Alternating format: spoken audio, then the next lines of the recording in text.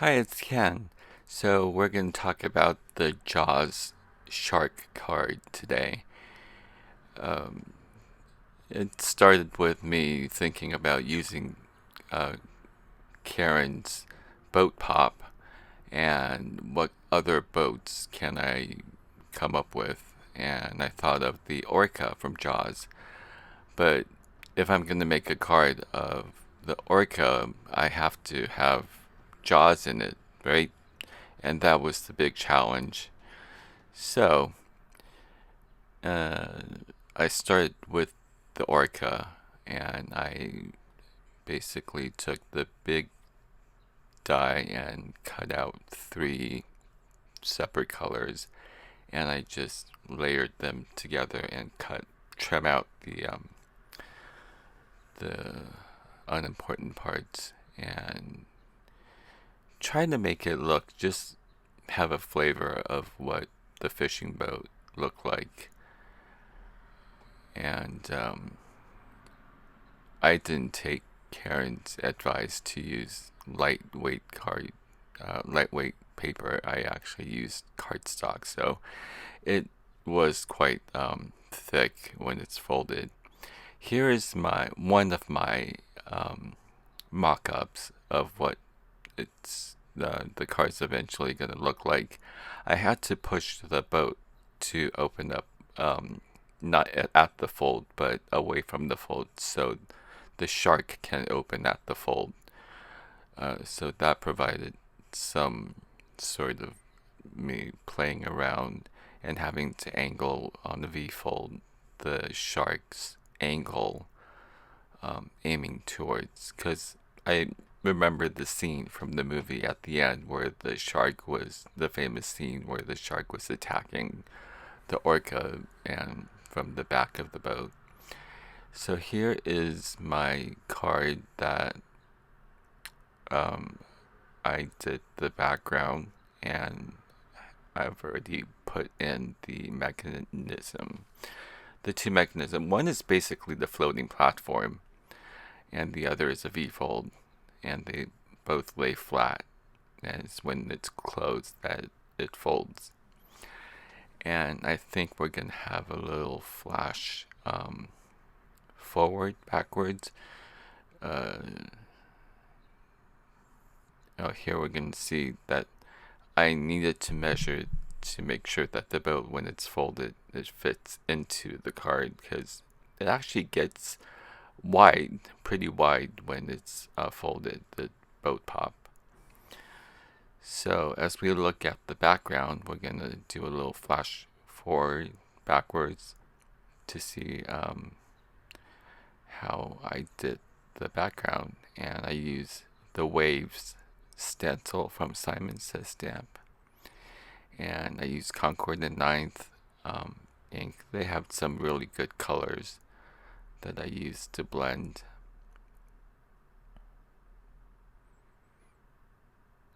They have some really nice blues and turquoise. And even the little ink cubes are pretty juicy. So one is Oceanside and the other one is Peacock.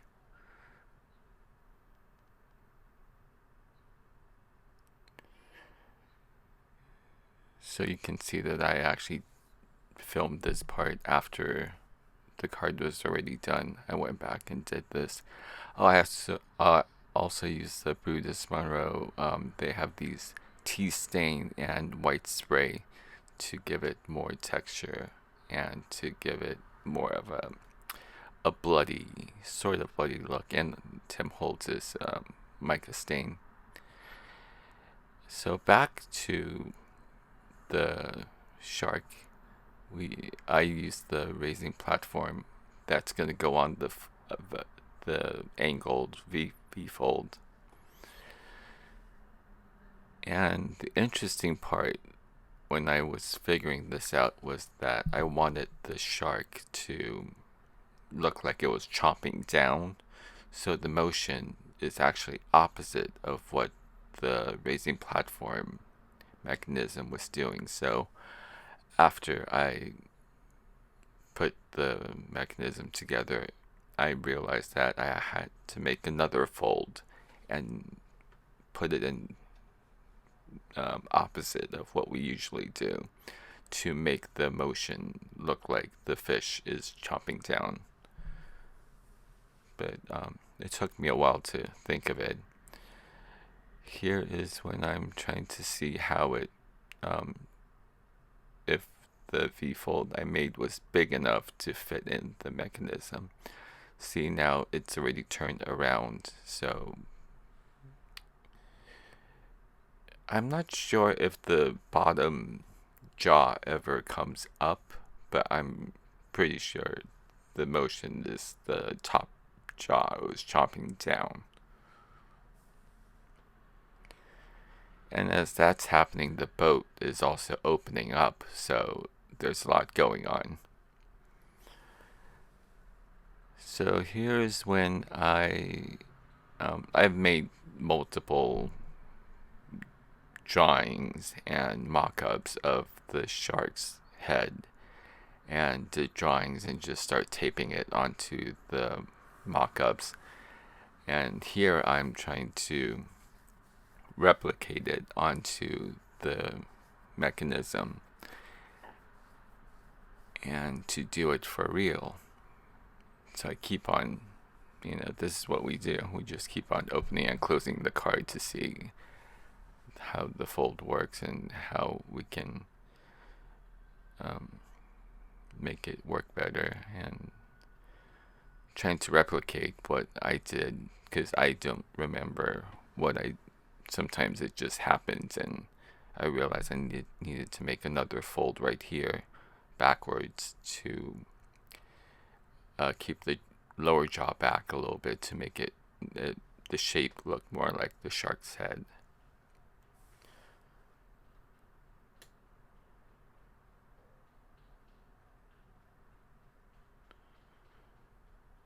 It's actually pretty funny looking at that mock-up shark. So here I'm already proceeding to putting the real thing together, putting the lower row of teeth in a lower jaw.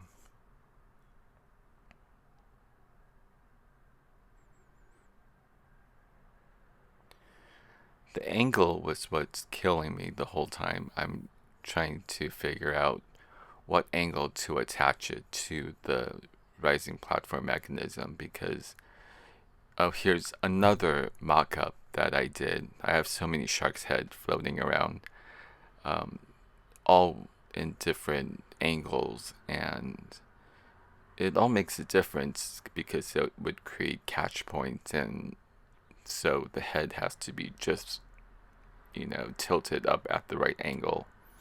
And here I'm trying to figure out the lower jaw and how forward the position needs to be for the upper half, and there needs to be a fin as well for the shark. So that looks like Bruce.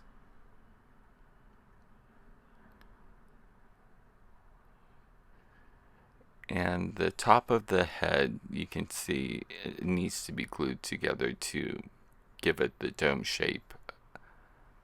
It can't just be opened. And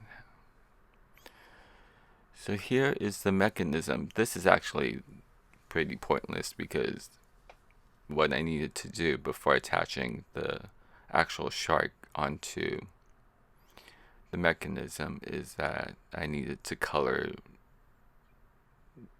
the inside basically dark gray or black. Here I'm realizing that the shark looks more real if the nose is flat, because I kept looking at pictures of great whites, and their nose is pretty prominent, because it goes from the nose flat to just a big row of teeth. So I wanted that to look real. Here I just look for the dark gray and just colored the whole thing, the mechanism inside, because you won't really see it.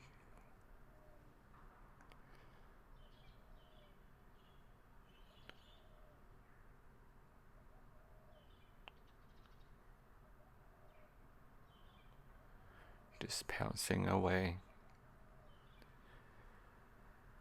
But I get nervous when I actually have to do the shark itself, because if I screw it up, I have to do it again. And I've already had so many mock-up sharks around. So here I'm putting in the dark gray first on the top. On the top of the head and the bottom of the jaw and the front of the fin to give it some shadow.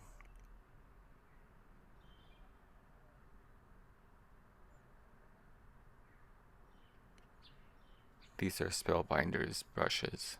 They're pretty good to use.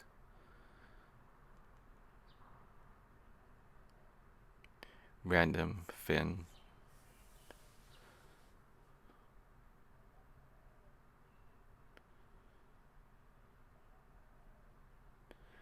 And actually, this is my new favorite ink. It's Memento Luxe. It's very creamy. I just bought the whole set, and this is the white one, the wedding dress, I think it's called. The brand also has another line called Brilliance, which I was going to use, but I realized I just needed this white, creamy one to highlight the head. With the tiny Tim Holtz pouncer. Dabber pouncer? I'm not sure what it's called.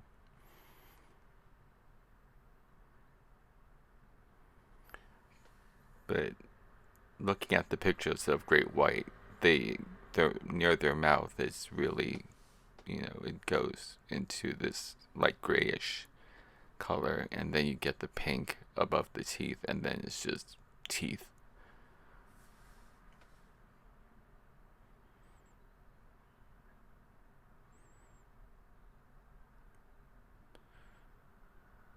So this is the bottom. I think the color worked out pretty well on. I didn't make any real mistakes that I need to correct, so I was glad I got through this quickly.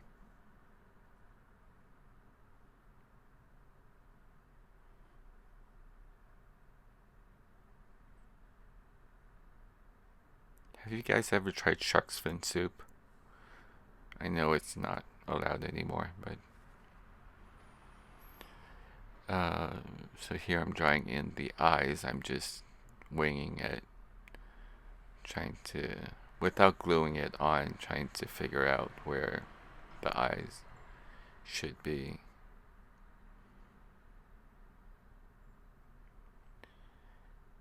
And one thing that was a conscious decision was that I decided that I'm not going to put any catchlight in the eye. It should just be black, because I think in my mind it's pretty soulless. Jaws, that big, great white.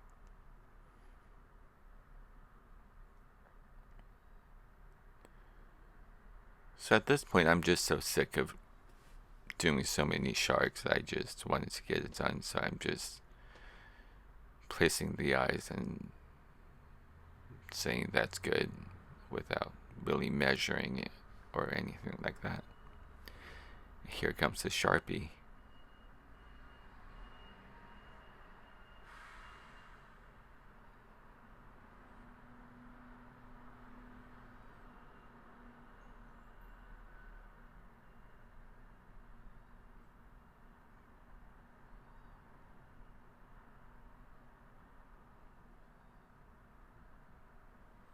Soulless eyes of a killer.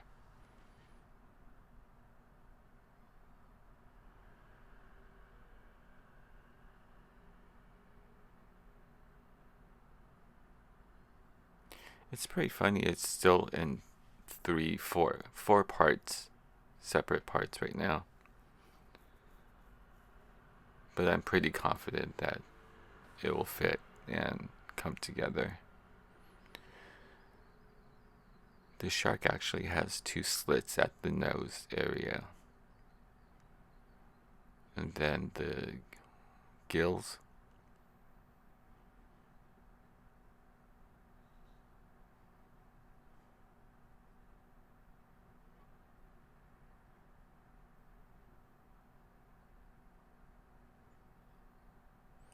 Couldn't decide whether to give it 1 or 2. I decided on 2.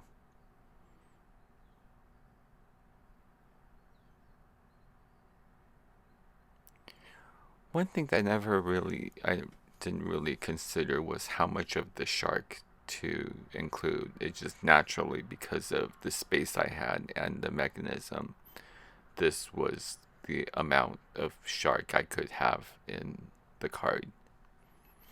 So here I'm giving you a quick look at me on Procreate designing the cover for the card. I knew I wanted to have the sign because it reminds me of Universal Studios tour, where the tram goes over the bridge and Bruce comes and everything.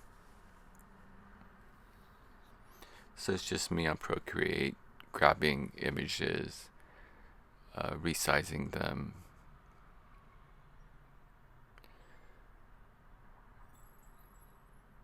And I knew, let's see, the main sign, and I wanted it to say the beach is closed, and I wanted police line.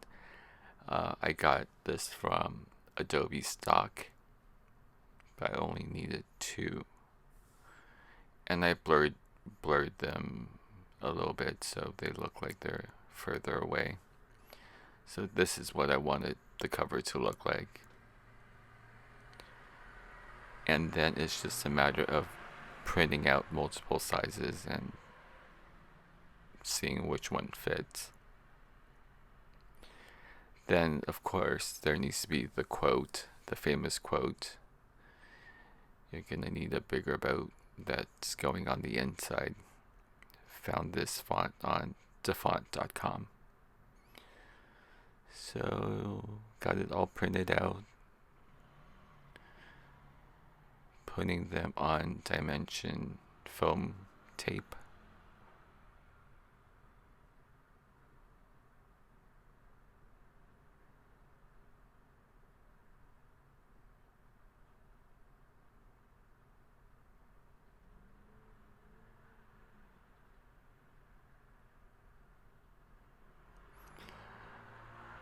I think when I do a card, I like to tell a story, and even when it's a movie that everyone knows, I think it's a good lead in to establish where we are and what point we are at the story, and just to get you in the vibe of hint, here's, Bruce, or this is gonna be a Jaws card and danger ahead.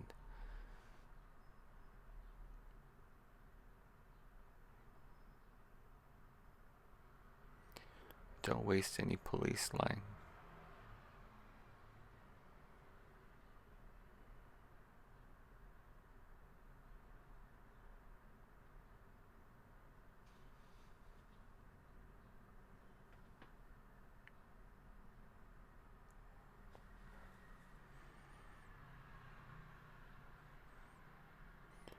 So the boat's already in there, and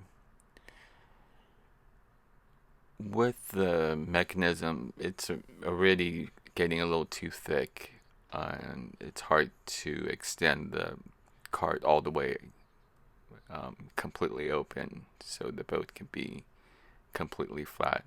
And now the shark needs to go in. The shark right now, I believe, is only attached with tape runner. I didn't glue it down yet. I wanted to make sure I can adjust the angle of how the head is going to move along with the mechanism. And here we go. Here we're gluing down the fin first. And then I felt like a dentist right here. And here finally we're aiming at the V-fold line and gluing in the platform, raising platform. But the biggest question is, will it hold? Will the glue hold with so many things going on? The good thing is, with the way the angle is, the shark is behind the boat, so there was no issue with them hitting, crashing into each other. But they got pretty close. So, I'm squeezing it, dear life, hoping that the glue would hold.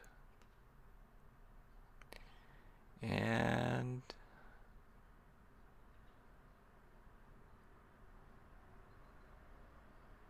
oops, not holding.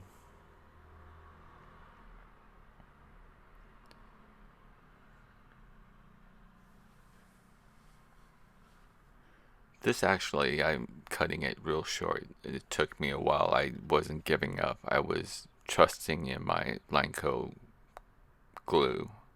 I was determined to glue it in until it really was not working. So I had to find another way. So what reminded me was that, see, no, it's just not gluing. What I was going to do was, I couldn't get a stapler in there, so I sunk a Bruce in it. And with that, the idea of using the tropical scene and the waves idea came to cover up. And it actually worked out really well, I think, with those 3 waves. It actually has a nice movement that gives you the sense of the shark pouncing up. And it conceals the brad. And this label is also from trimming out the border. I use Olo, which is my favorite marker right now, because you can buy them in halves and just put them together and just go back and forth between the 2 shades. And let's see, my other new favorite, Tim Holtz's recoil scissors. Lineco, of course, the favorite. And I love this tape runner from Tombow Pit Air. So that's it. Hopefully that wasn't too long. Here's another look at the card. I'm sure you're sick of it already, but it worked out pretty well in my mind, although it's hard to tell because I've been staring at this damn shark for so long. But thanks for watching, and hopefully I explained everything fairly well and went back and filled in the blanks. So I'll see you guys next time. Thank you.